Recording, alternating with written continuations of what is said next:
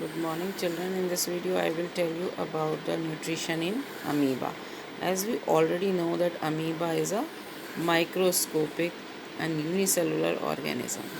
Where it is found is generally found in moist soil, ponds and lakes.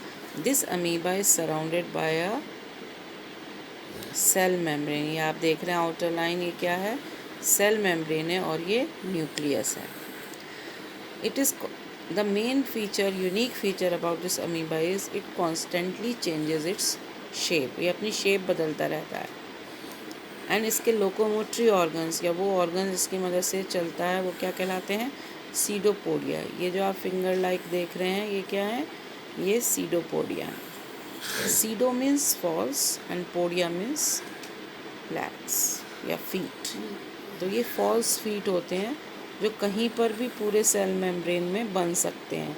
यहाँ भी बन सकते हैं, यहाँ भी बन सकते हैं. इन these pseudopodia have two functions. One, it helps in the movement of amoeba. Secondly, it helps in capturing the food. Now let us see food को कैसे कैप्चर करता है. आप सेकंड डायग्राम में देखेंगे इस सीडोपोडिया के बीच में फूड पार्टिकल आ गया है. जैसे ही फूड पार्टिकल, कोई बैक्टीरिया, एल्गी, कुछ भी माइक्रोस्कोपिक ऑर्गेनिज्म आता है तो ये सीडोपोडिया उसको ट्रैप कर लेते हैं, घेर लेते हैं और धीरे धीरे सीडोपोडिया की जो मेम्ब्रेन है वो फ्यूज़ हो जाती है, बंद हो जाती है और फूड वैक्यूल कहाँ जाता है? अंदर आ जाता है वो फूड पार्टिकल. अब यहाँ पर डाइजेस्टिव एंजाइम्स सिक्रीट होते हैं. खाना जो है वो डाइजेस्ट होता है, एब्जॉर्ब होता है, यूज़ हो जाता है और जो अनडाइजेस्टेड फूड है वो इस फूड वैक्यूल में बंद रहता है and it is egested out और ये बाहर निकल गया, ये undigested food. This process is called as egestion.